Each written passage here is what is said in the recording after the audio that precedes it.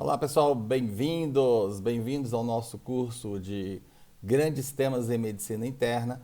Nós vamos tratar hoje de uma importante aula. Nós vamos falar de lesão renal aguda, também conhecida como insuficiência renal aguda. Então, com vocês, nossa apresentação em lesão renal aguda. Antes de mais nada, pessoal, cabe fazermos um reparo a respeito do termo insuficiência renal aguda, IRA, ou lesão renal aguda. Muito mais do que uma questão de nome, né? Muito mais do que uma questão de termos, hoje se prefere, hoje se tem usado a expressão lesão renal aguda, mostrando a importância da doença ou a importância do acometimento da lesão renal, antes que haja o impacto na função renal. Né? Isso destaca desde já, pessoal, uma importância, uma preocupação que se tem hoje com a questão preventiva. Não é? Então a gente quer estar adiante do tempo em relação à instalação da lesão renal, ao acometimento da função renal. Então é preferível que se use o termo lesão renal aguda, que leva inclusive o nome da nossa aula de hoje. Ao longo dos slides vocês vão perceber que a gente continua usando IRA, que é o termo mais consagrado, mas fica aí a ressalva, fica feita essa observação em relação ao termo que hoje se prefere, lesão renal aguda. Muito bom. Em primeira instância, pessoal, sempre a gente tem dado valor a uma circunscrição conceitual a todos os temas que a gente traz aqui nesse curso de Grandes Temas em Medicina Interna. Então a gente precisa, em primeiro lugar, fazer um resgate conceitual, o que é lesão renal aguda, o que é insuficiência renal aguda. É uma síndrome, portanto já fica claro que há um enfeixamento de sinais e sintomas que caracteriza-se pela redução abrupta da taxa de filtração glomerular, frequentemente reversível, de duração variável, podendo se instalar em horas a dias, com decorrente perda abrupta e sequencial da função excretora e, portanto, com a crise clínica decorrente do acúmulo de escórias nitrogenadas e o decorrente desequilíbrio hidroeletrolítico, já que os rins têm essa função de não apenas manter o organismo limpo das escórias nitrogenadas, mas também manter um importante equilíbrio hidroeletrolítico, como nós já vimos aqui nesse canal. Muito bem, alguns aspectos epidemiológicos eu gostaria de elencar para você hoje, nesse início de conversa em lesão renal aguda. Não é? Primeiramente, dizer que as estimativas de insuficiência renal aguda ou de lesão renal aguda são muito inconstantes e variáveis na literatura, não apenas dadas as circunstâncias em que essas mensurações são feitas, mas também mostrando a grande variabilidade, a grande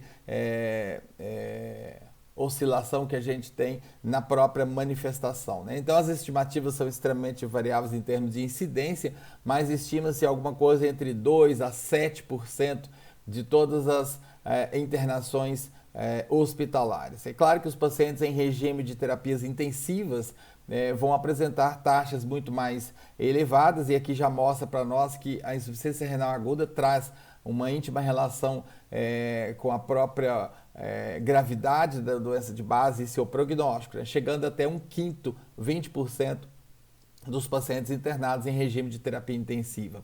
A etiologia da insuficiência renal aguda é multifatorial, sendo a sepse ou choque séptico a causa mais importante daqueles pacientes que se apresentam acometidos em ambiente de terapia intensiva.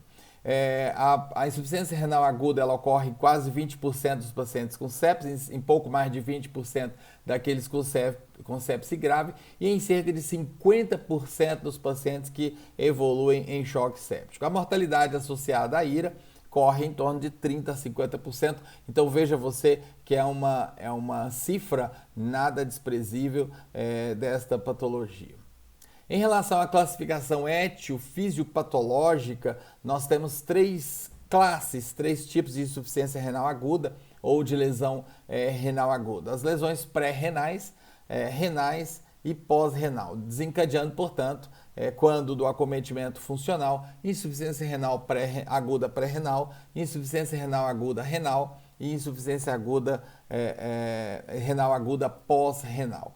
E é claro, já fica aqui pelo próprio nome a inferência de que a gente tem elementos,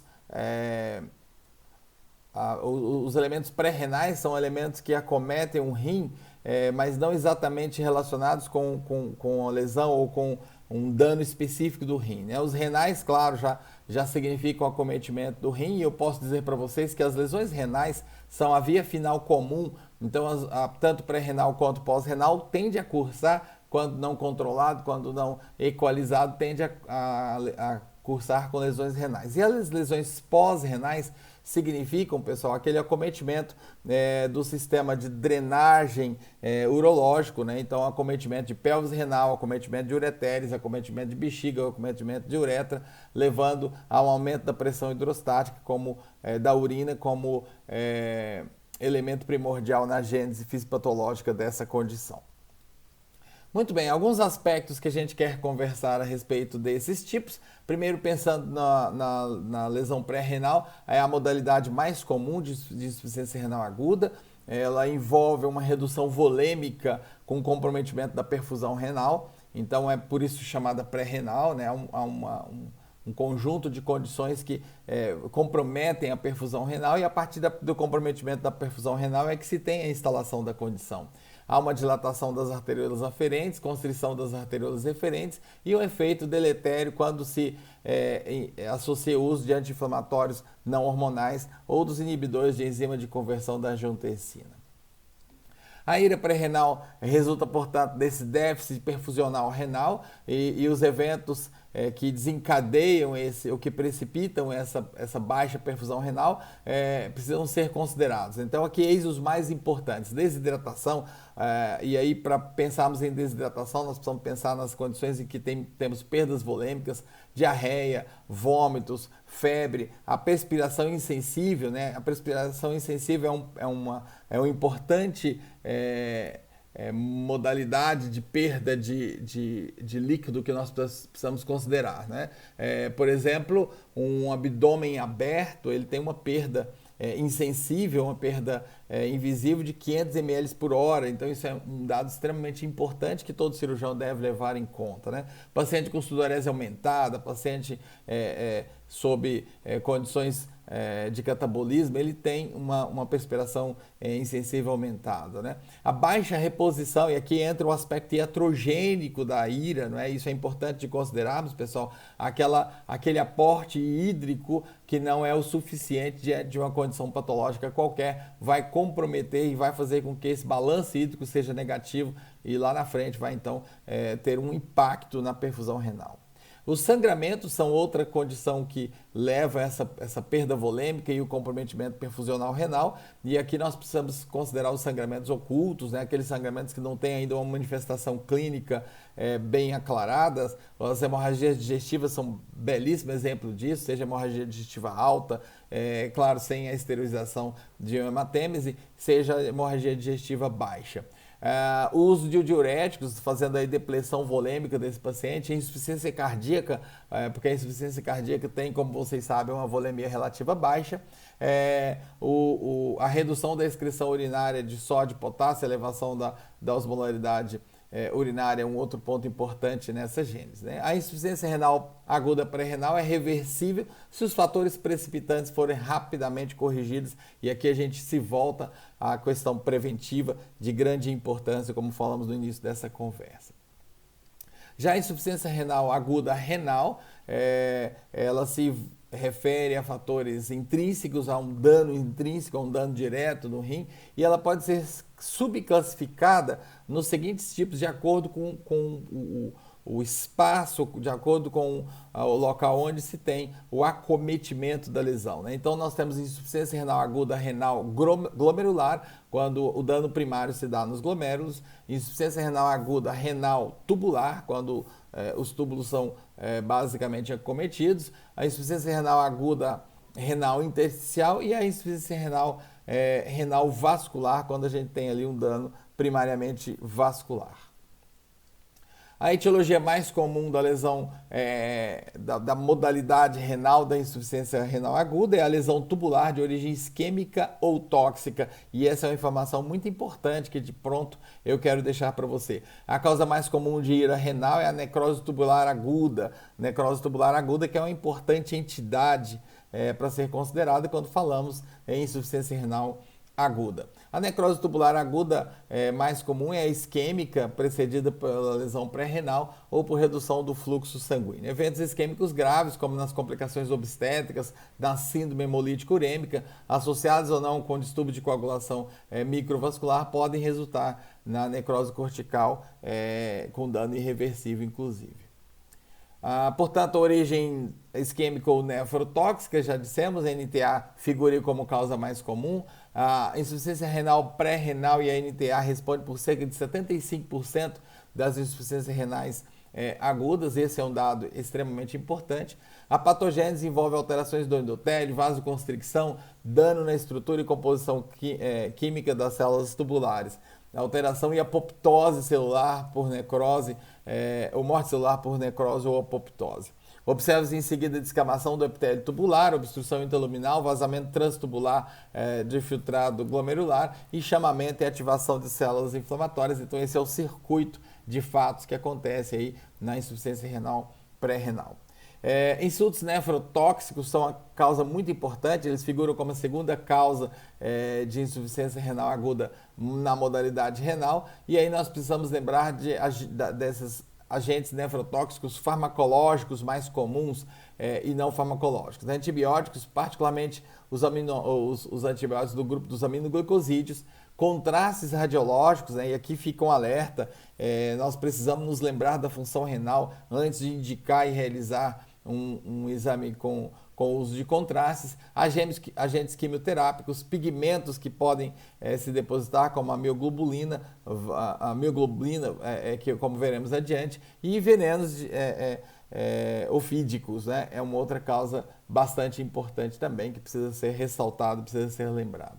Mecanismos comuns em relação à lesão renal: modificação hemodinâmica com prejuízo perfusional, dano tubular direto, mecanismo alérgico, é a causa da nefrite intersticial aguda, então aí uma condição modulada imunologicamente, obstrução intratubular, síndrome hemolítica urêmica, dano autoimune, como manifestantes por nefrite intersticial, como no caso do lúpus, agentes infecciosos, essa é uma condição bastante importante de ser lembrada, e aí precisamos lembrar dos principais agentes que fazem esse dano: leptospirose, pielonefrite aguda, e dentre os agentes da pielonefrite aguda, vamos nos lembrar da Escherichia coli, Proteus e Klebsiella.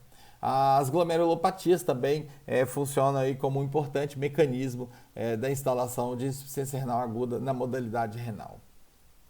Aqui nesse quadrinho nós podemos recuperar a ação de determinadas drogas e o seu mecanismo, Então nós temos, por exemplo, a redução da perfusão renal, alteração na hemodinâmica da renal, e aí a gente pode se lembrar de drogas envolvidas: ciclosporina, inibidores da enzima de conversão da angiotensina, anti-inflamatórios não hormonais, anfotericina B. Quando pensamos na toxicidade tubular direta, pensamos nos aminoglicosídeos, como acabamos de citar, mas também nos contrastes radiológicos, na cisplatina, na ciclosporina, na anfotericina B, na pentamidina, em metais pesados e solventes orgânicos. Toxicidade tubular, a rabdomiólise, fazendo a via aí da rabdomiólise, cocaína, etanol, as estatinas. Obstrução intratubular, a ciclovir, sulfonamidas, etilenoglicol e quimioterápicos. Necrose ou nefrite intersticial aguda, vamos pensar em penicilina, ciclosporina, sulfonamidas, ciprofloxacina, anti-inflamatórios não hormonais, de modo geral, diuréticos tiazídicos, furosemida, que é um diurético de alça, halopurinol e cimetidina. Cimetidina, que é uma medicação que no passado era largamente usada para as dispepsias, A síndrome hemolítica urêmica, ciclosporina, mitomicina, cocaína, quinidina. Observem vocês que muitas drogas estão relacionadas com mais de um mecanismo desta lesão. Muito bem, pensando na modalidade pós-renal da insuficiência renal aguda, nós precisamos nos lembrar que ela pode ser intrarrenal, por obstrução do fluido tubular, ou extrarrenal, por obstrução do sistema coletor da urina. Precipitação intratubular de cristais insolúveis e proteínas é um dano intratubular importante. O aumento da pressão intratubular se opondo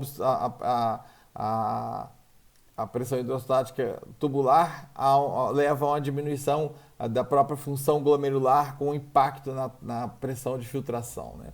Nas obstruções de vias urinárias, em qualquer nível nós podemos ter, claro que nas lesões de pelve e ureter nós vamos lembrar da importância da bilateralidade, senão eu tenho sim um dano renal localizado, incluindo o curso para hidronefrose, mas não terei o impacto funcional e, portanto, não instala insuficiência renal aguda, não instala lesão renal aguda. O dano fica naquele lado. Então, para que eu tenha um impacto dessa obstrução, eu preciso que haja bilateralidade ou então que haja uma perda renal prévia e, portanto, se eu estiver diante de uma condição de um rim único, né? A reversibilidade da lesão pós-renal depende da intensidade e da duração do insulto que se instalou.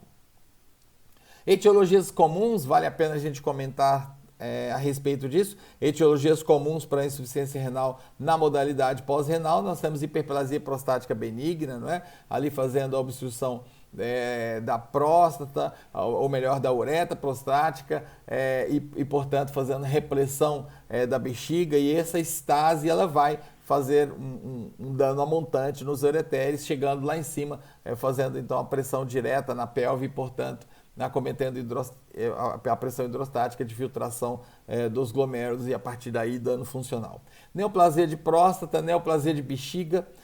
Claro que na neoplasia de bexiga estou contando aqui com mecanismos obstrutivos, não é? Sem dúvida. Distúrbios retroperitoneais que possam fazer com que haja uma alteração ali da dinâmica do rim, com obstrução, com compressão. Bexiga neurogênica, litíase renal bilateral e fibrose retroperitoneal. Essa é uma importante causa também, e as situações em que nós temos a fibrose retroperitoneal são inúmeras, como nós já vimos. Mecanismos de transformação de ira pós em ira renal, isso é importante, né? A manter esse impacto obstrutivo, nós teremos uma elevação sustentada da pressão hidrostática da via urinária. Haverá uma repercussão ascendente desse aumento do gradiente pressórico, e isso se faz pelo princípio dos tubos comunicantes, né? Há uma comunicação ali do sistema desde a uretra até lá em cima chegando na pelve, e além disso pela falta no sistema de excreção urinária, pela falta de um mecanismo protetivo de valvulado, né, de proteção que tanto impeça o refluxo da urina quanto também impeça essa repercussão pressórica. A partir dessa repercussão pressórica, nós teremos um dano tecidual direto. Esse dano tecidual direto fará com que haja liberação de vasos constrictores locais por disparo inflamatório, e a partir da permanência desse processo haverá então a instalação de uma lesão parenquimatosa e a lesão, então, a causa pós-renal passa então a ter impacto na função renal. Alguns dados, esse é um dado de um levantamento de uma publicação americana: 62% dos casos de insuficiência renal aguda são complicações de necrose tubular aguda. A necrose tubular aguda por causa isquêmica representa aí cerca de 70% dos casos. A necrose tubular aguda de causas tóxicas, quase 30%, ao passo que a insuficiência renal aguda por glomerulonefrites representa um pouco mais de 20%, representou nessa pesquisa pouco mais de 20% dos casos. Nefrites intersticiais agudas são causas menos frequentes, pouco mais do que 5%. Necrose cortical é a causa de insuficiência renal aguda em cerca de 5% dos casos. A forma clínica mais comum na necrose tubular aguda foi a forma oligúrica, nós já vamos conhecer essas fases, e a forma não oligúrica, pouco mais de 25%. E o uso de antibióticos foi apontado aí como a causa mais comum da ira não oligúrica em cerca de pouco mais de 40% dos casos. Quanto à fisiopatologia da lesão renal aguda, nós temos o desequilíbrio entre fatores vasoconstrictores e vasodilatadores. então com a prevalência dos fatores vasoconstrictores. Lembrar que entre os vasos constritores nós temos a angiotensina 2 e a endotelina, e as substâncias vasodilatadoras nós temos prostaglandinas e óxido nítrico como belos representantes aí do grupo.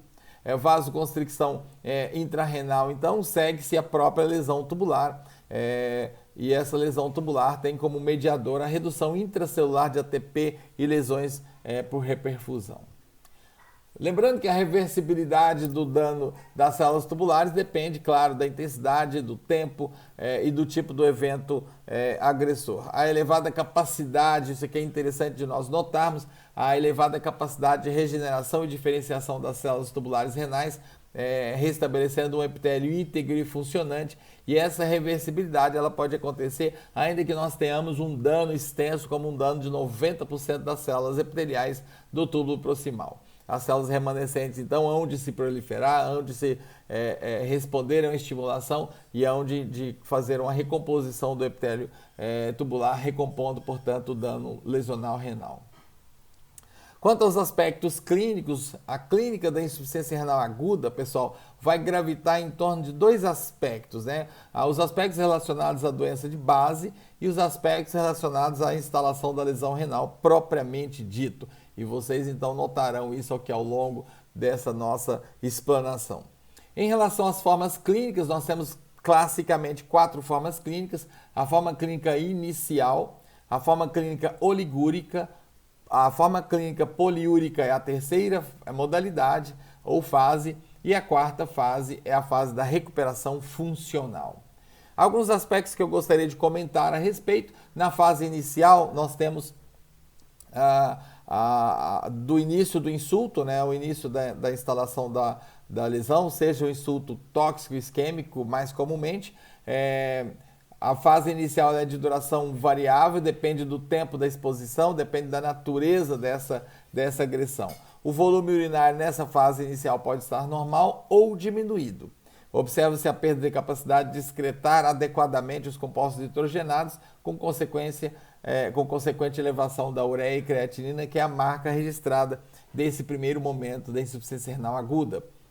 A fase oligúrica ela pode ter grau e duração variável, né? Habitualmente vai haver uma redução volumétrica urinária menor do que 500 ml por dia. A incapacidade de excreção dos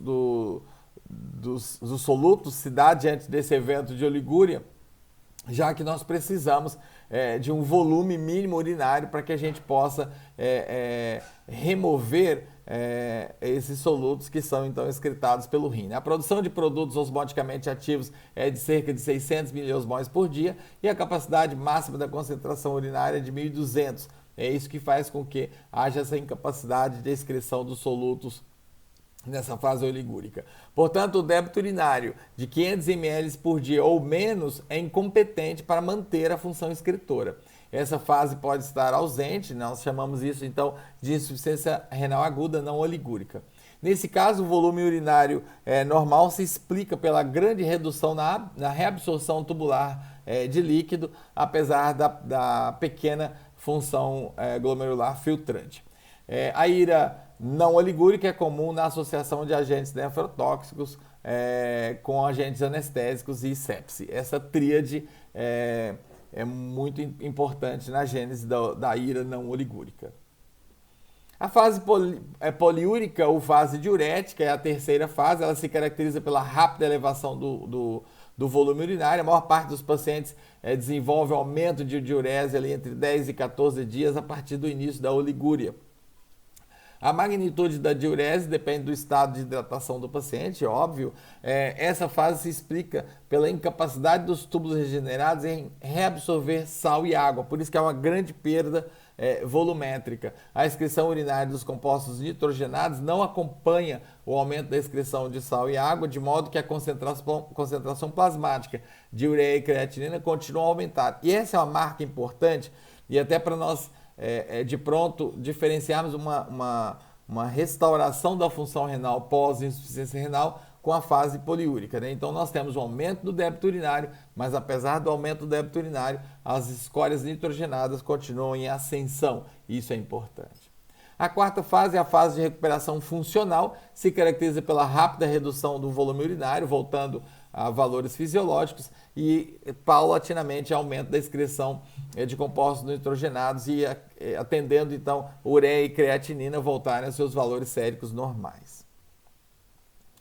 Muito bem, esse quadrinho ele traz alguns dados de história e exame físico que podem ser cruzados com as causas de insuficiência renal aguda, não é? Eu gostaria de que você parasse ao observar essa aula, dá uma pausa no vídeo. São dados extremamente explicáveis. Eu não vou, para a gente não estender o tempo de vídeo, eu não vou descrevê-lo, mas gostaria de que no momento que você estivesse compartilhando dessa aula, você parasse o vídeo por um instante e considerasse a análise desse quadrinho, porque ele contém informações muito importantes. Aqui é a complementação, naturalmente, desses dados.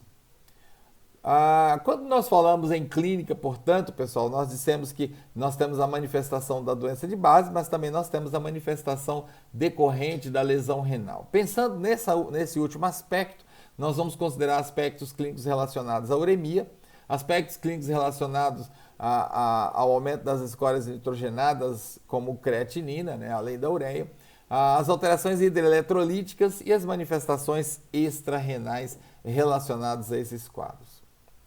Então, alguns dados que eu gostaria de considerar com você. A insuficiência renal aguda cursa habitualmente com redução do volume urinário. A oligúria, portanto, fica conceituada a partir de diurese aí de um volume menor que 400, 500 ml nas 24 horas. A oligúria pode anteceder as alterações de marcadores laboratoriais da função glomerular, e daqui a pouco vamos falar sobre esses biomarcadores.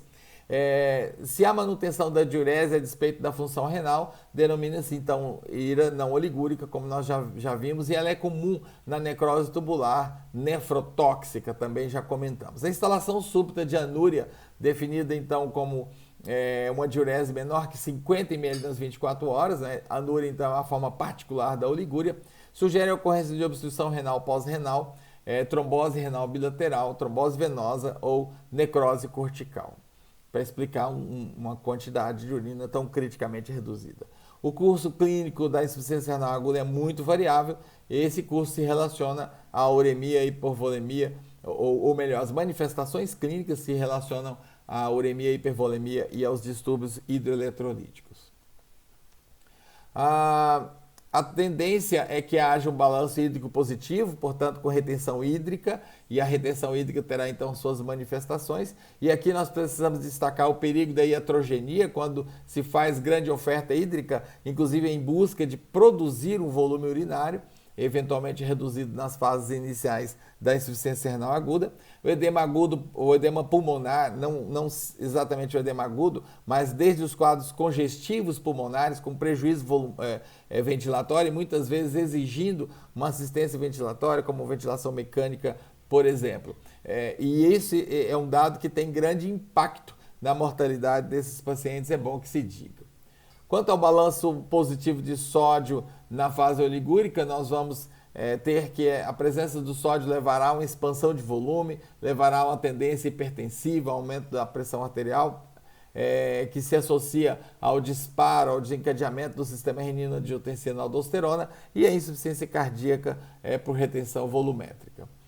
Quanto ao balanço de potássio, outro balanço extremamente importante, né? Vamos lembrar que a hiperpotassemia é a principal causa metabólica de óbito na insuficiência renal aguda. Os fatores de agravamento da hiperpotassemia são a própria lesão renal, aumento do catabolismo de proteínas, dano tecidual. Quanto maior e mais extenso o dano tecidual, mais haverá liberação de potássio, já que o potássio é um íon intracelular. O dano tecidual libera, por ruptura, por lesão celular, libera para o ambiente extracelular. Hemorragia digestiva, movimento do intra para o extracelular, também observado no disparo dos mecanismos tampão nos estados acidóticos que esses pacientes podem apresentar. Hipervolemia e hemodinâmica, é importante então que a gente faça esse entrelaçamento. Como disse, há grande balanço positivo de água e sódio, por isso o paciente tem ganho de peso progressivo. E, aliás, o controle de peso é um importante marcador dessa retenção hídrica, e isso deve ser feito sistematicamente nos pacientes com insuficiência renal, seja aguda ou crônica. edema, congestão, hipertensão arterial por hipervolemia, quadros de emergências hipertensivas, quadros congestivos, e aqui eu quero lembrar a vocês do aparecimento da terceira bulha de B3, o edema agudo de pulmão, insuficiência respiratória aguda, com todas as suas consequências. Causa de descompensação e insuficiência cardíaca, hipervolemia pode ser iatrogênica, como nós já dissemos, por expansão intensa, que muitas vezes não traz exatamente ali uma recomendação como terapêutica, não é?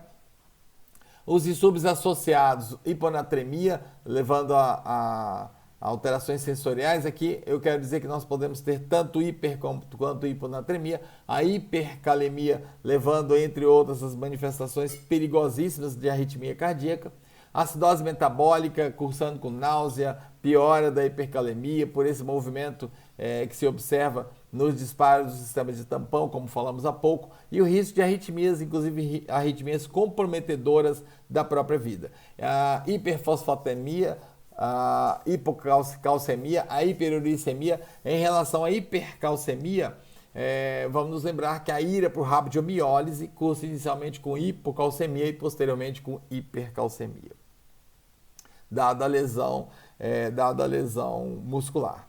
Para não perdermos o costume, pessoal, sempre um eletro aqui para a gente se divertir. Indo direto ao ponto, nós observamos que existe, de forma disseminada em todo o traçado, a apresentação de ondas T em tenda. As ondas T em tenda, quando apresentadas de forma lógica em relação à distribuição de paredes anatômicas, nós vamos pensar em duas entidades, na isquemia subendocárdica ou na fase superaguda do infarto. Porém, quando disseminadas de forma universal por todas as derivações, claro, não pensaremos que haja um acometimento multiparietal cardíaco do ponto de vista isquêmico, mas sim que nós estaremos diante de uma hiperpotassemia, como nesse caso em que nós temos a dosagem de potássio de 8,9. Verdadeira emergência clínica, uma vez que esse paciente tem altíssima possibilidade de desenvolver arritmias comprometedoras da vida. Um outro lance que a gente precisa pensar são os aspectos clínicos relacionados à uremia, né? Então, o aumento da ureia, ela leva a uma impregnação sistêmica com algumas manifestações das quais precisamos nos lembrar. Primeiramente, em relação às manifestações neurológicas, a encefalopatia urêmica, e muito lembra a encefalopatia hepática, guarda grandes similitudes.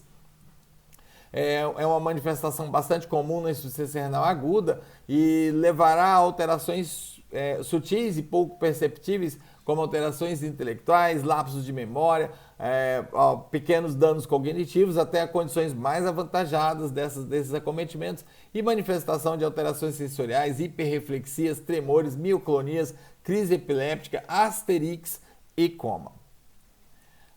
Em relação ao acometimento cardiovascular na uremia, nós temos que a pericardite é uma das manifestações clínicas mais frequentes, derrame pericárdico, e nos quadros mais graves o risco de tamponamento cardíaco, e é importante que nós citemos isso pelo seu grande impacto clínico, né?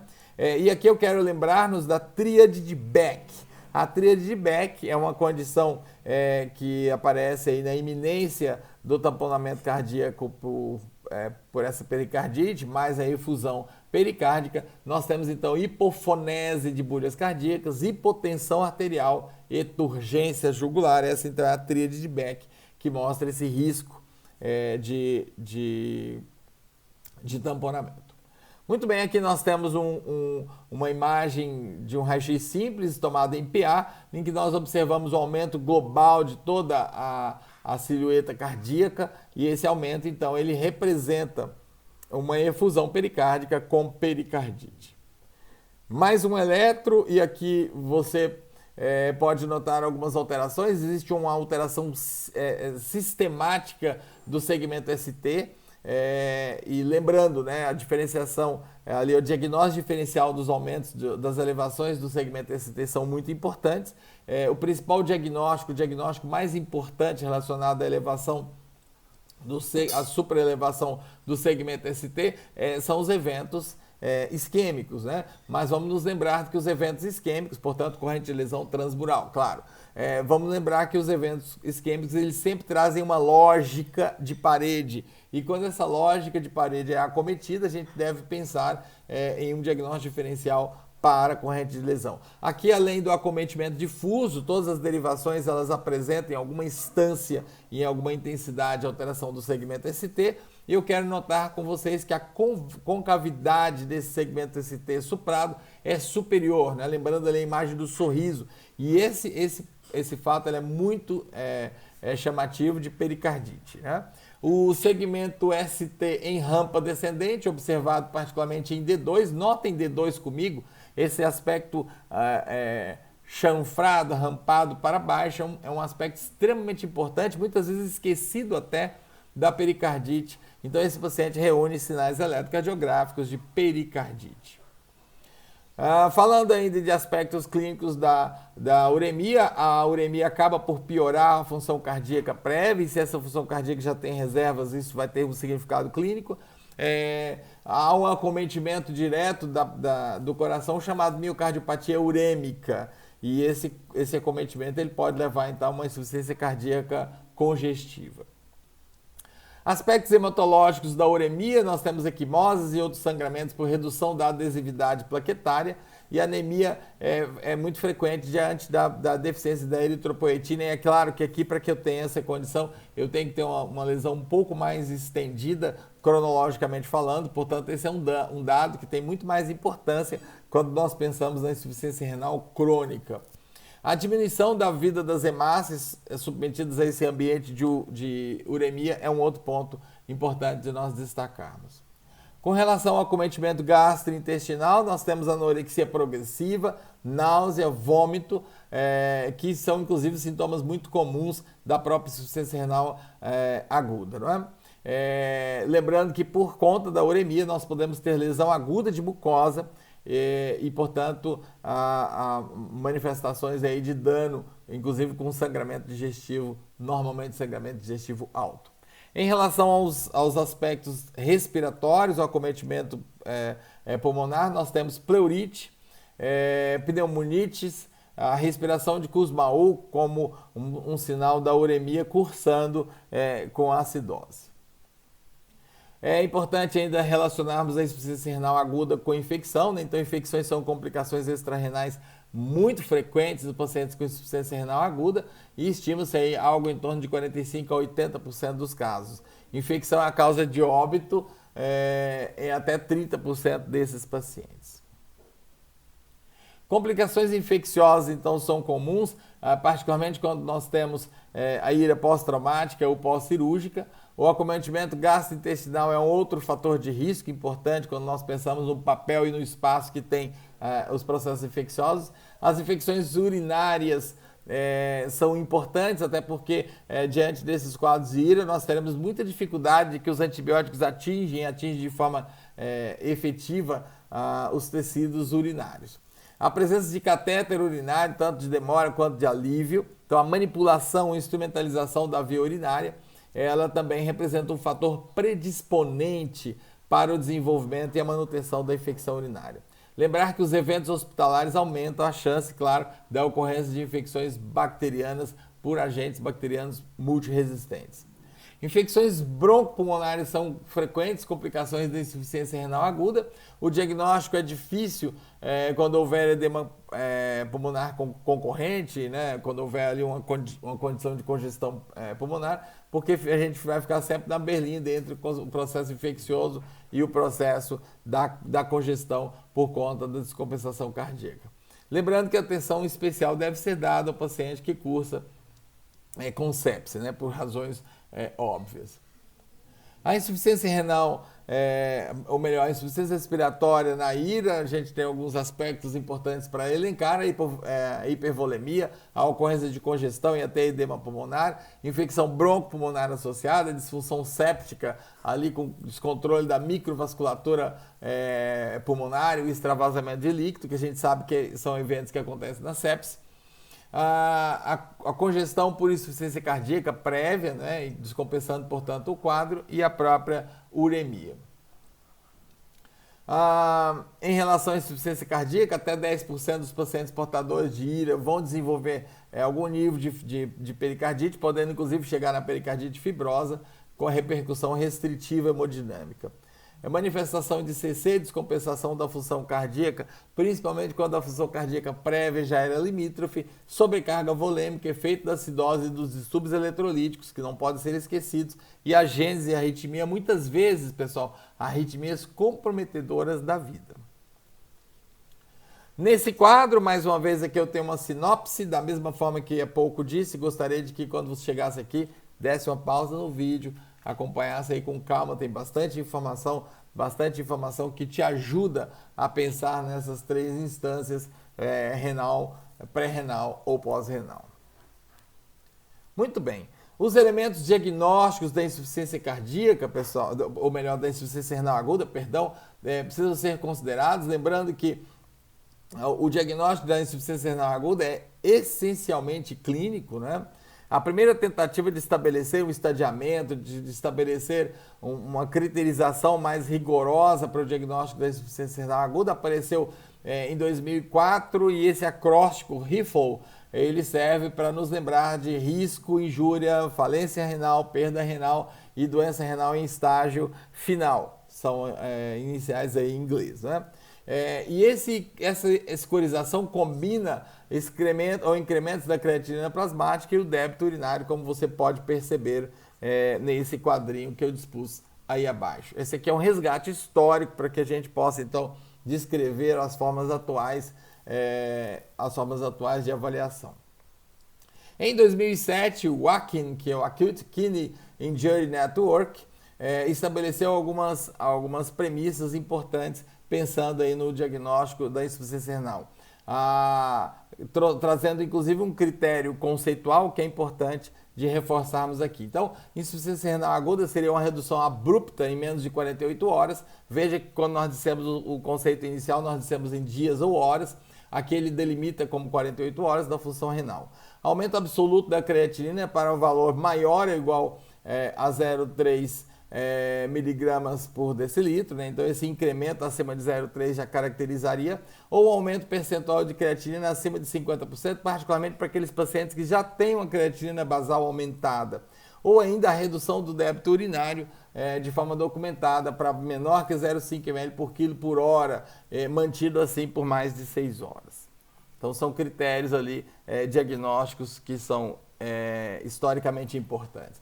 Em 2012, o Kidney Disease Improving Global Outcomes trouxe um estadiamento que leva em conta aí, o estágio 1, 2 e 3, cruzando a informação de creatinina sérica com o débito urinário. Da mesma forma, eu gostaria de que você parasse o vídeo, olhasse detalhadamente esses itens, para que você então pudesse aproveitar ao máximo dessa informação que temos trazido.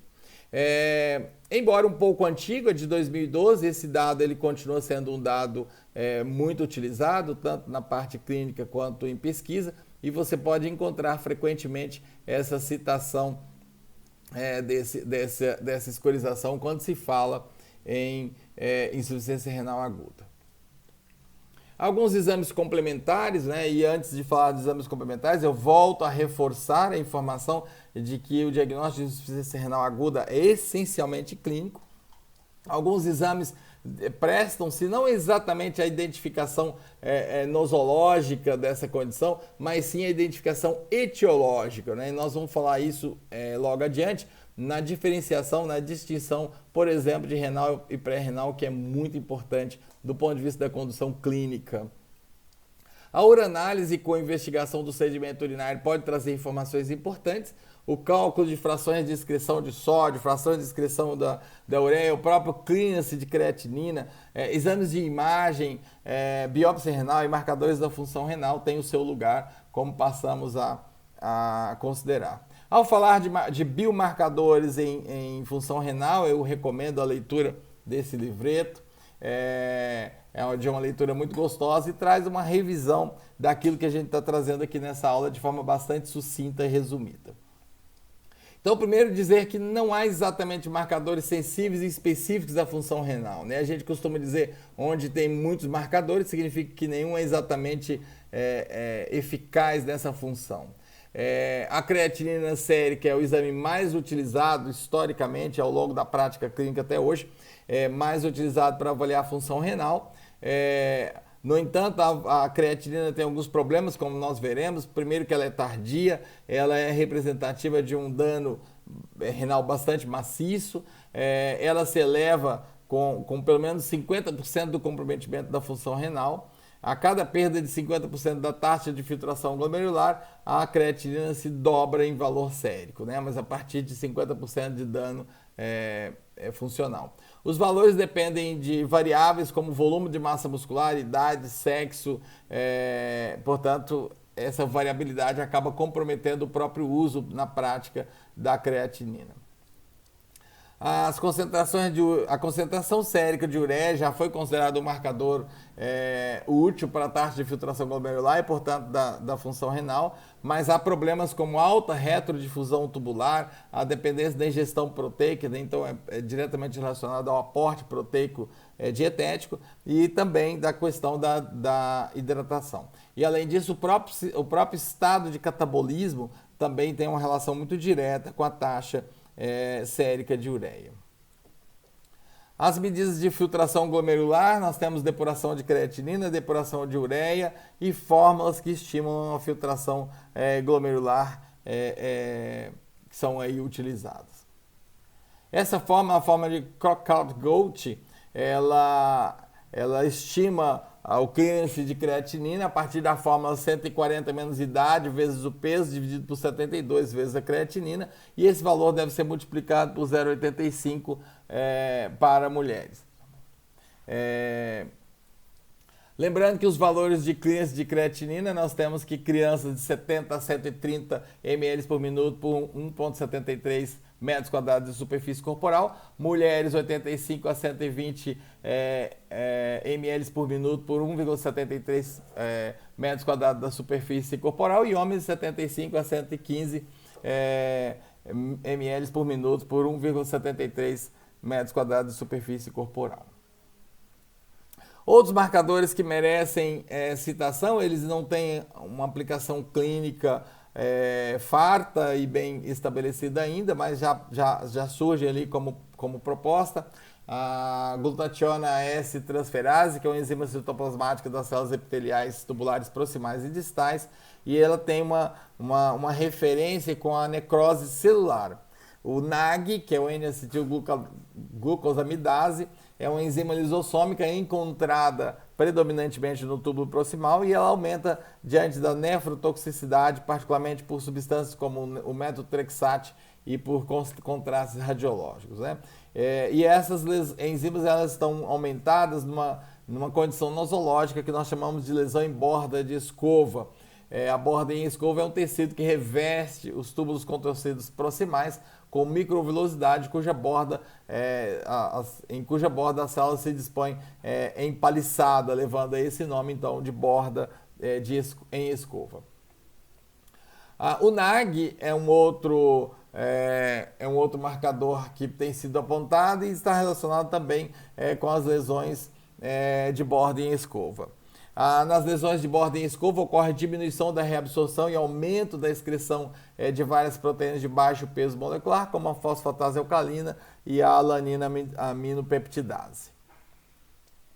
Outros marcadores que merecem citação, a cistatina C, o N-gal, o NAG, o KIN-1 e a interleucina 18. E eu quero fazer algumas citações rápidas a respeito desses biomarcadores para você.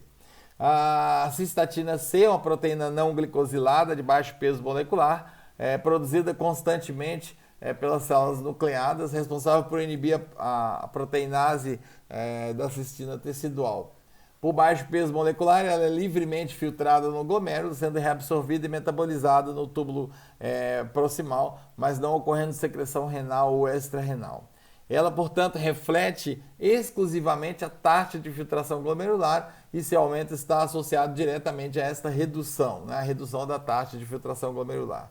Seus níveis não são significativamente afetados por fatores como idade, sexo, raça ou pool de massa muscular. Os níveis plasmáticos se elevam 1 a 2 dias antes do aumento da creatinina sérica e isso é um dado importante.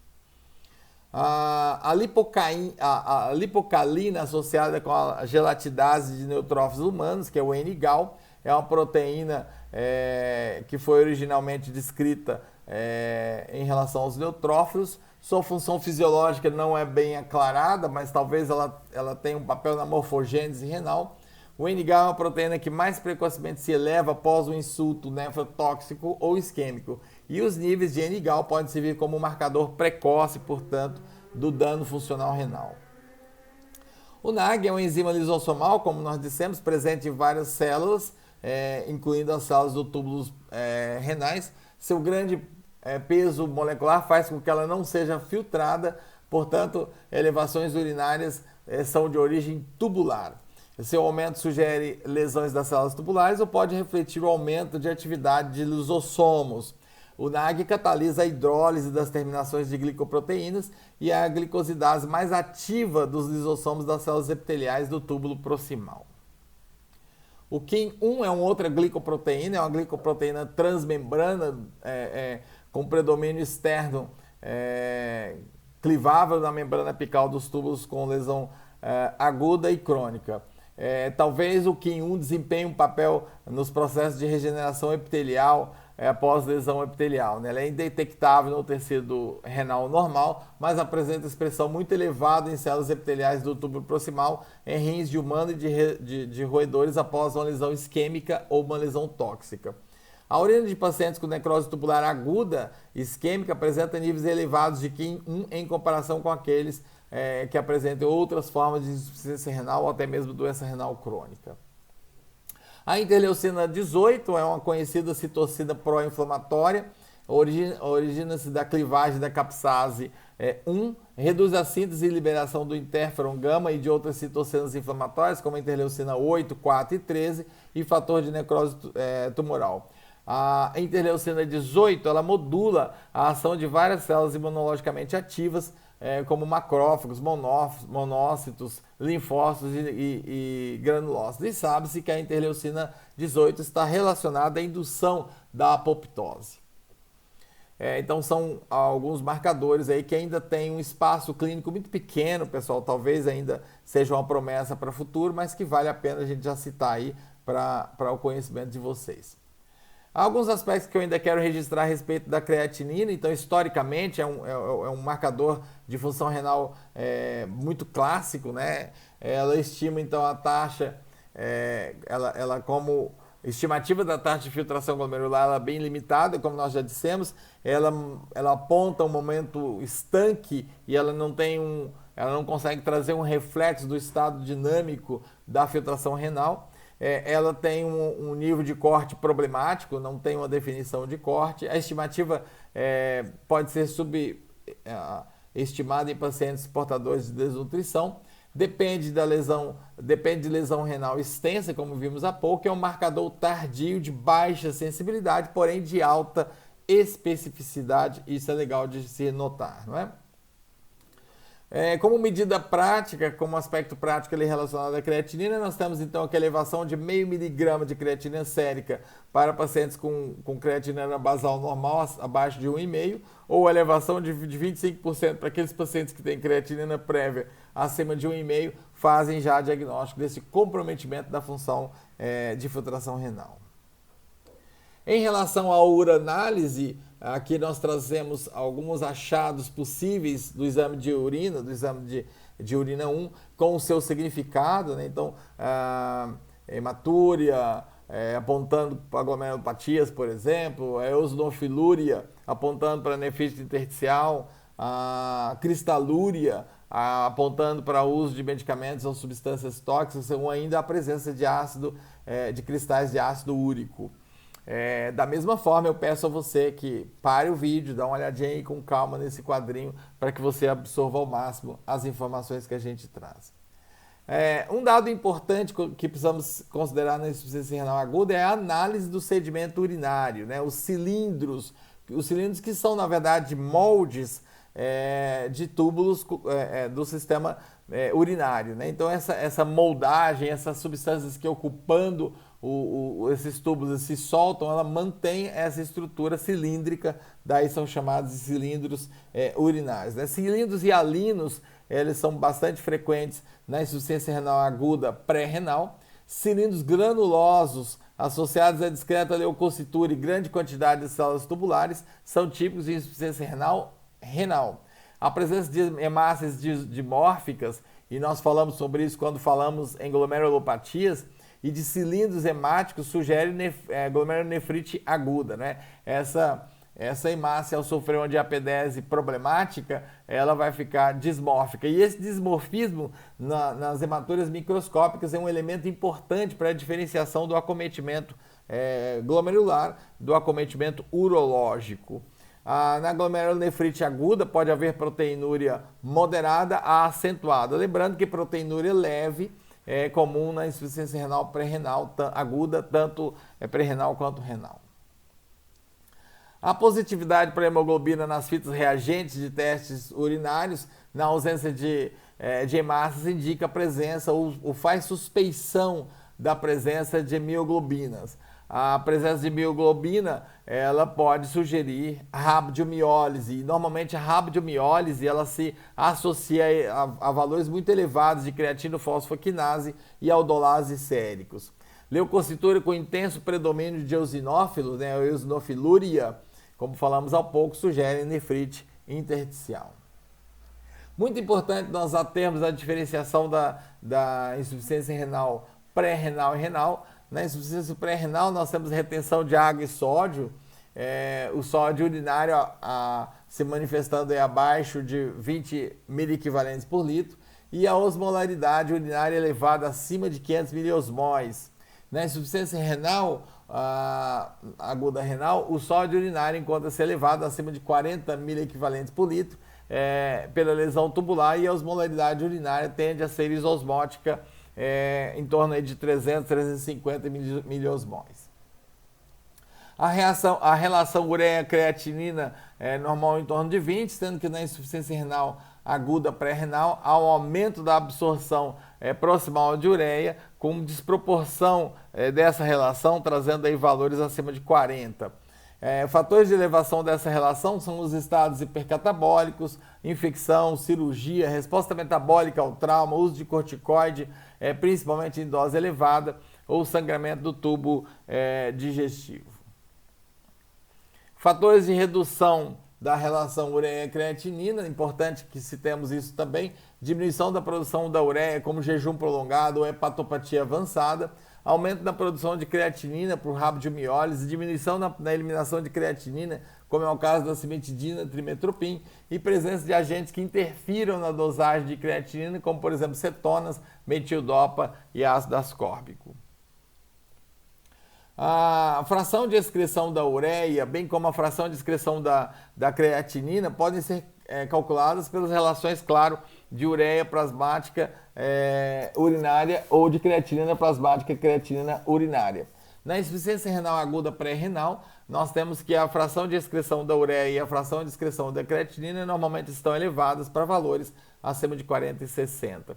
Esse aumento se dá pela maior reabsorção tubular de sódio e água, com consequente aumento da concentração de ureia e creatinina.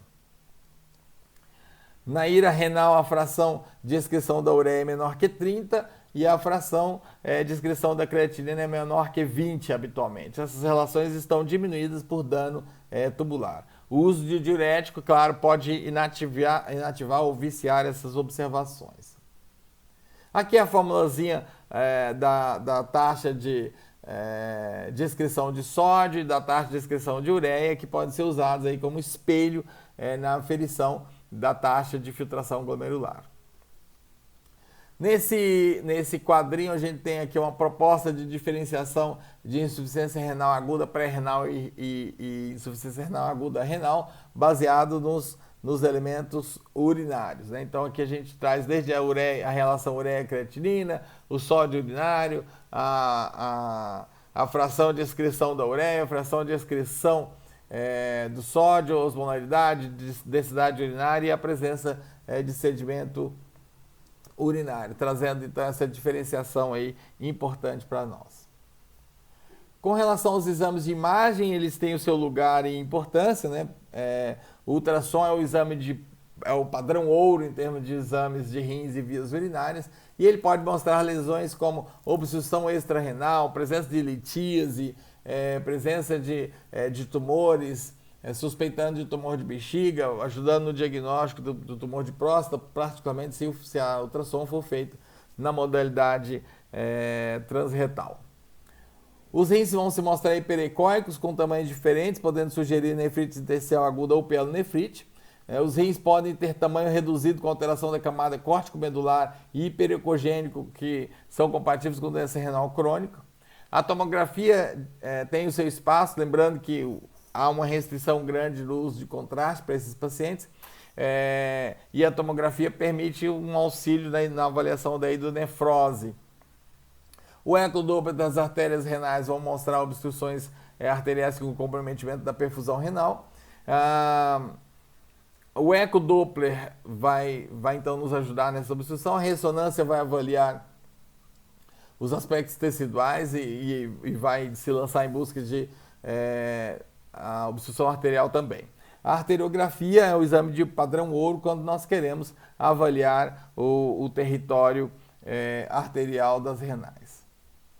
A biópsia renal não é habitualmente feita, sendo indicada em casos de etiologia de insuficiência renal aguda de etiologia desconhecida, ou na suspeita das glomerulonefrites ou nefrite intersticial, porque vale a pena você ter esse dado para tratar. E no caso de insuficiência renal aguda prolongada, definido como não recuperação da função renal dentro de 4 a 6 semanas após o diagnóstico, sem que ocorram novos insultos renais nesse período. Então essas são as principais indicações de biopsiarmos um paciente.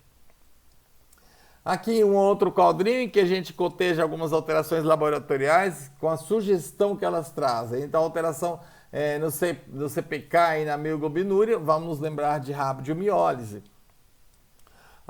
O aumento do ácido úrico vai nos fazer pensar em litíase por hiperuricemia, neoplasia e síndrome da lise tumoral. Essa síndrome da lise tumoral é uma condição muito importante clinicamente falando. E assim ele vai descrevendo aí todo esse quadrinho, e da mesma forma eu gostaria de que você fizesse uma pausa aqui estratégica para poder ler com calma e para se apropriar desse material. Muito bem. Algumas alterações de exames laboratoriais que podem sugerir a causa da insuficiência renal aguda. Nós temos, por exemplo, que anticorpo antimembrana basal positivo vai nos lembrar de Goodpasture, ANCA positivo vai nos lembrar de granulomatose de Wegener, hemocultura positiva, alterações vulvares em ecocardiograma transofágico ou torácico vai nos lembrar, claro, de endocardite.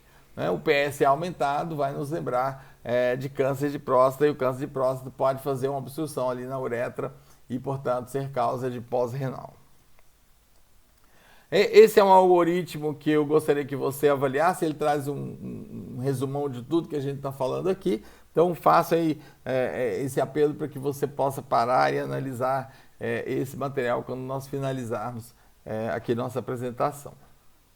Aqui é uma complementação desse algoritmo.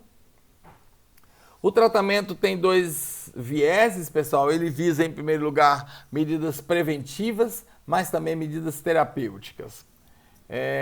Como medidas preventivas, então, nós temos condições em que nós vamos cercar de cuidado, nós vamos ficar vigilantes diante da ocorrência de uma substância sob risco de comprometer a função renal do paciente, né? E esse é um dado extremamente importante. Eu citei há pouco a questão dos contrastes ou do contraste para os exames radiológicos, que são também ali importantes, né? Então, muita atenção nós devemos ter no uso dessas substâncias.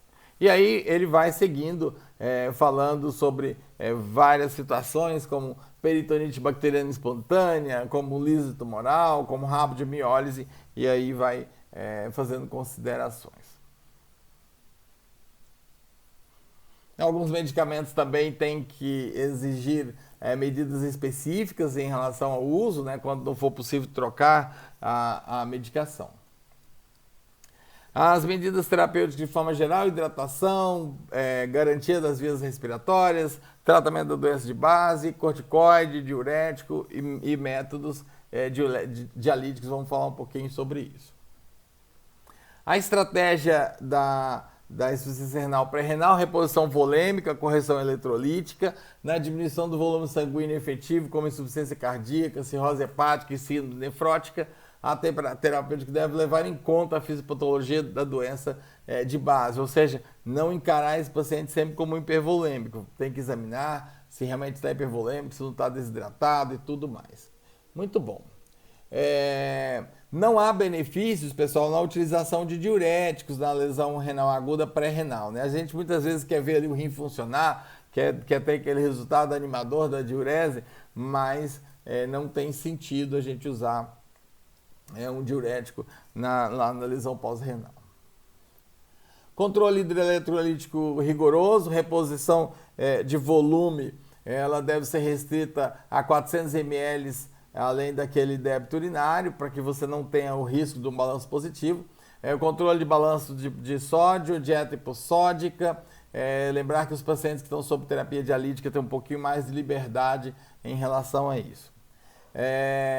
E aqui são estratégias, pessoal, embora o título do slide esteja assim, são estratégias na IRA de modo geral, não apenas na IRA pré-renal, né? Medidas na hiperpotassemia: usar bicarbonato se houver associação com acidose, uso de resinas de troca, uso de solução polarizante, que é a insulina associada com glicose. Alterações eletrocardiográficas, se presentes, elas devem levar à infusão endovenosa de gliconato de cálcio.